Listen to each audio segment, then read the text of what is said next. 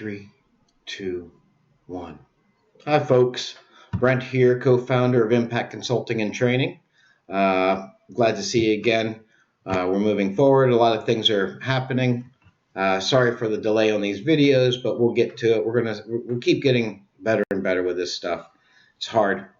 It's not so easy to learn. I want to talk today about what's happening, what you guys are seeing in the world after the coronavirus. The coronavirus is still here. But what you're seeing with the racism and stuff that's happening around the world, the Black Lives Matter and stuff like this. Now, I know everybody out there has their opinions and stuff like this, and it's like, oh, okay, here's Brent. He's going to bring out and say his 2 cents and stuff like this. Well, I think it's important.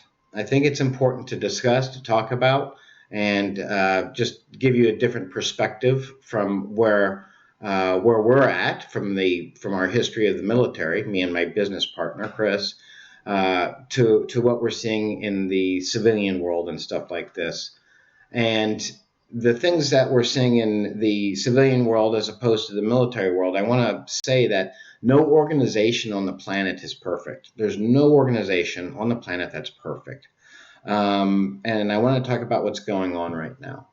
So with this racism stuff that's happening in America and stuff like this, it's been boiling under the surface for so long, for decades even. And it's been there. It's always been there. It's always been under the surface. And with all of this impact with the coronavirus, the lockdown and the struggle, people losing money and stuff like this, we talked about this in the survival episodes with the coronavirus and stuff like this. Now we're going to be talking into leadership side of things and what we've learned in the military and why we're so effective and efficient there. So the thing is, what you're seeing globally is a failure in leadership, global leadership. It's pandering or pacifying people to get votes or to get money. And this is what's happening in the planet, and nobody's really paying attention to the minority groups on the planet and things like this. They're suppressing these minority groups, and the new thing about it's not new. It's always been there, and it's been in every country that we've traveled to. It's just under the surface. Some of the people that we've gone and had drinks with when we're doing our consulting and working around the planet, when drinks get flowing, you start hearing things out of people's mouths and stuff like this. That it's not just about the black racism, and it's not Chinese and the Indians, and it's in general. Okay, so I'm gonna tell you a little story about me. So I was born in 1968, and I'm very grateful to be born into the family that I was born. My dad was in the Air Force, and the Vietnam War was going on at this time.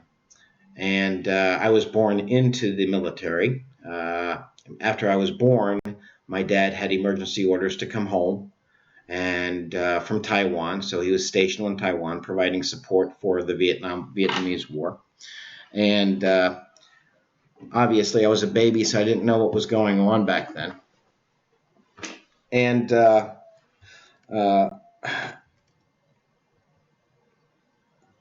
going to say I'm very lucky. So I didn't experience racism the way that it's being presented today. I'm not going to use the word white privilege. That's, for me, this is all bullshit. So it's just the environments that we were raised in, the parenting that we were raised in, the socioculture upbringing that we were surrounded with. It's not about white privilege. I mean, white privilege. What is white privilege? Because I'm white, I don't get stopped. If you're doing bad things, you're going to get stopped. So the thing is, so my dad was in the Air Force. I was born in 68. Dad came home. Then we were stationed in Texas. He moved to Texas with the whole family. And we were around military base, Shepherd Air Force Base in Texas by Wichita Falls. And I spent the first 7 years of my life there. And then after that, we moved to Germany. So I was in Germany as a kid for 4 years. And we experienced the people over there. It was really great, military and the civilian side of things.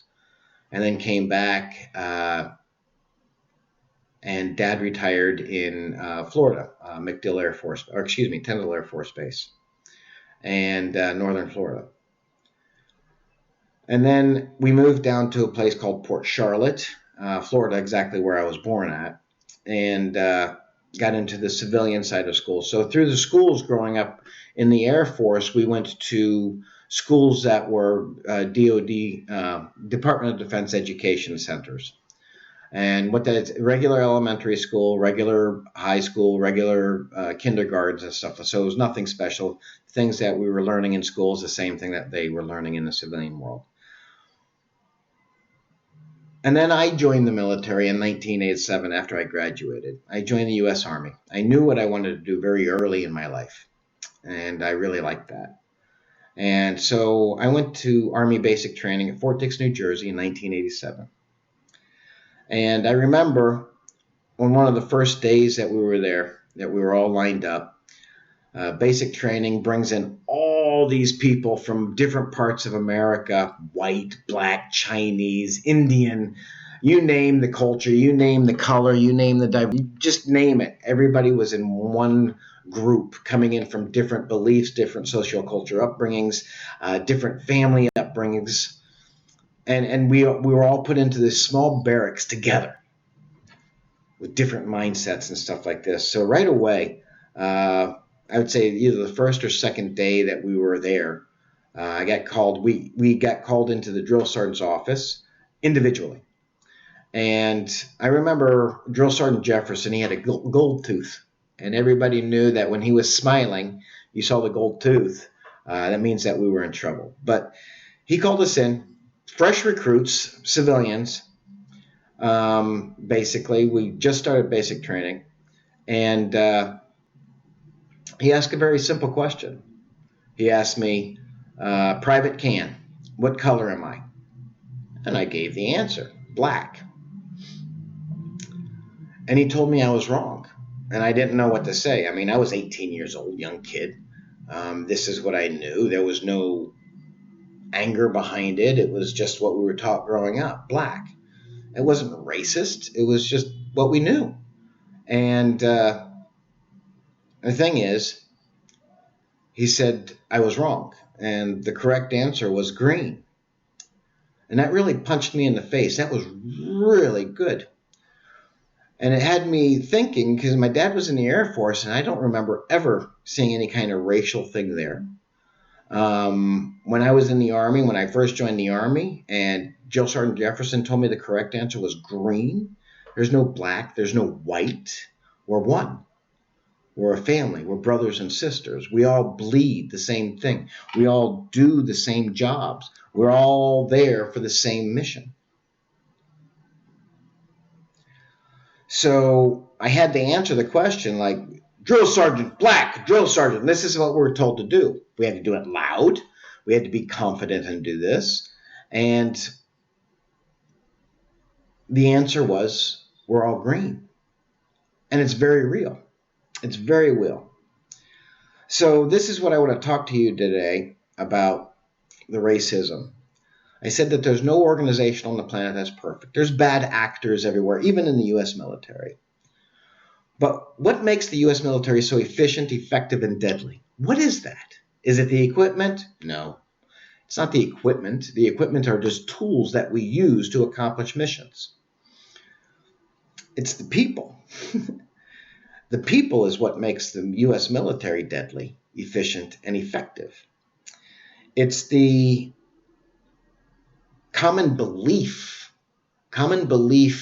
in understanding that we get focused in this training. It's the belief in the mission statement and why we're there.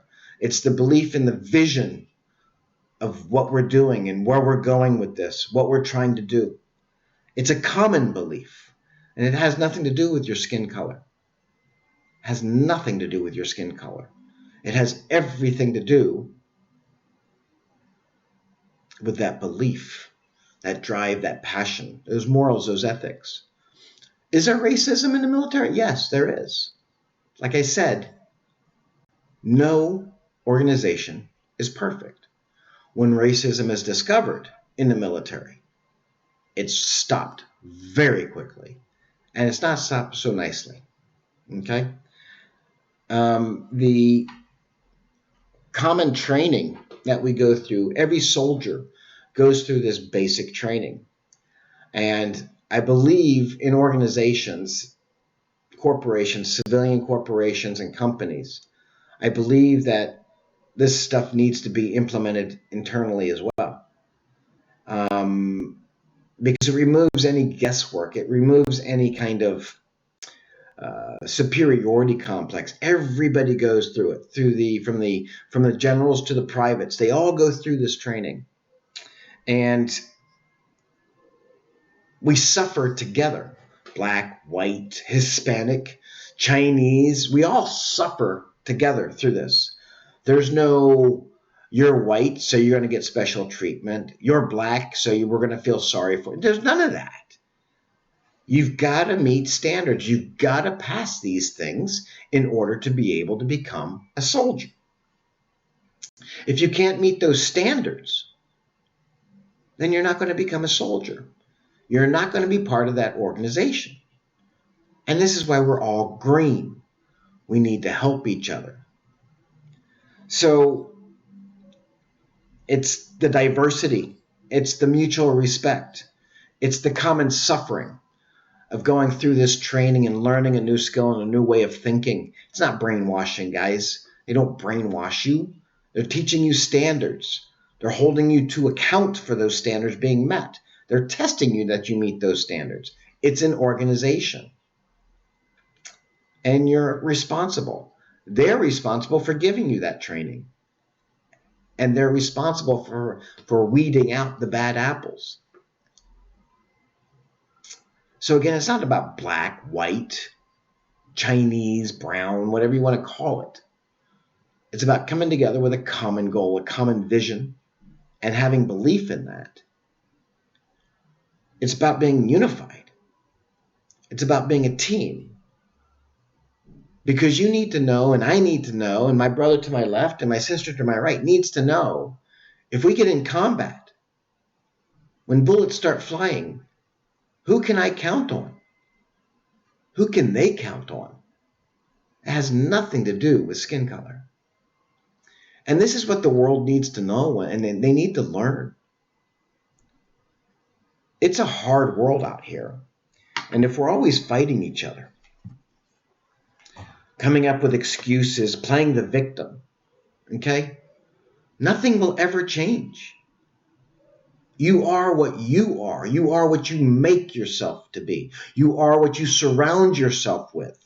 You are who you surround yourself with. Your growth is your choice. Who you surround yourself with is your choice. If you surround yourself with bad elements, guess what's going to happen? You're going to be bad. If you surround yourself with those good people, okay, those people that have a head on their shoulders, that have a vision, have a belief, and put that drive into it, okay, you're going to pick up those traits. You're going to pick up those skills. They say a natural born leader. There's no such thing as a natural born leader. Leaders are made by their surroundings, by their struggles, by what they've gone through, but what their friends and family has gone through their experiences. That's where leaders are made. We need to start making more leaders. We need to start doing things the right way. We need to stop being segregated and separated. And we need to reach out our hands to everybody around us. And sometimes to make that happen, we need to go through these trials and tribulations, what's happening now. The volcano needs to erupt. That infection needs to get out. That pain needs to be heard. And yes, people will get hurt. People will get killed. But in the end, on the other side of this, two things can happen. Either more division or closer relations. Let's figure out solutions together. Not everybody has answers. We're in a unique time in this planet, in our history. Slavery was not started in America. In actuality, slavery ended in America. The Emancipation Proclamation. That's something for everybody to be proud of. Are we still growing? Are we still learning? Absolutely. But again, America's ahead of the game. So you guys need to keep your heads up.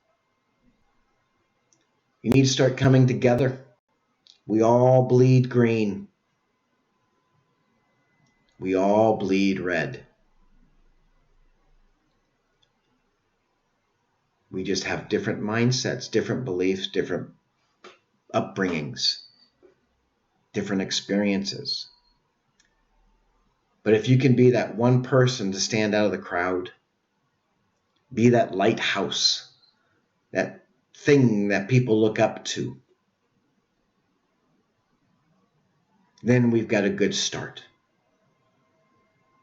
Stop playing the victim and start being the leader. The right way, the moral way, the ethical way. This is what you guys need to start doing. This is what we all need to start doing globally. These people, these leaders that we vote into office positions, the diplomats, the politicians, are they really there for you, or are they there for themselves? We don't like getting into politics because that's not who we are. We are equal. We just have different experiences on the planet. And we're here to show you what we've learned. This is why Impact Consulting and Training is here. We know it's effective. We know it works because we lived it. These are things that need to start happening. These tensions need to be released. The pressure, the infection needs to be brought out because it's the only way that we can actually start healing this wound in reality. The infection has been growing for long enough. It's time to clean that wound out, and it's painful, and it hurts, and people are going to get hurt. But on the other end of it, we're going to be stronger as a human race. We're going to be better. It's a changing point in history. And all of this is being recorded. But where do you fit into that history? Where does your legacy lie? Are you one of the provocators, the instigators, the pushers? Or are you a leader with morals, ethics, principles, and values, with equality and diversity in your heart? That's what you need to ask yourself. So, in closing, we appreciate your time. We'll get these videos more and more. We're going to be talking more about leadership. This is what we do. We enjoy traveling around the planet and looking at your organization and seeing where we can make differences in. It's not an easy world, but we can get through it together. We think the world has a large potential. We think that there can be a great future, and we love you. So do us a favor. The banner going down below here, okay? Follow us on there. Put your comments on there. Give us a subscribe on the YouTube channel. Give us a thumbs up on the YouTube channel, or an angry face, or shout out, be angry if you need to. We're here, we'll listen. Most powerful tool that a leader has are his ears. Okay? So you got two ears and one mouth, so it's easy to listen and wait for that feedback to come. So this is what we are. Again, Brent, co-founder, Impact Consulting and Training. Sign up to one of these things below us. Send me a private message. Send us a private message, and we'll get back to you. It'll be fine, guys. We're going to get through this. It's a lot of pain, a lot of healing, a lot of anger right now. And it needs to come out. It doesn't need to come out. It needs to come out globally because there's racism all over the planet. And listen to this, okay? It will get better. But sometimes we have to go through the bullshit to get to the good shit. So we say struggle breeds greatness. What do you do with that struggle? Do you blame everybody and play the victim continually? Or do you take those lessons learned and try to educate the right way the people around you to change, to don't make those same mistakes? These are personal choices, and we hope that you choose the right way. This is Brent. Thank you for your time. Appreciate it. We love you. The world has a future, guys. The world has a future. People have a future. So we'll talk to you later. Thanks for listening. Please subscribe, like, share the videos if you want to. We're really looking forward to it. We could use that help. We could use that word of mouth marketing. Every little bit helps, guys. Every little bit helps. So we'll talk to you, and I'll see you in the next video, okay? Have a good one. Peace. We love you. We'll talk to you later. Bye. 3, 2, 1.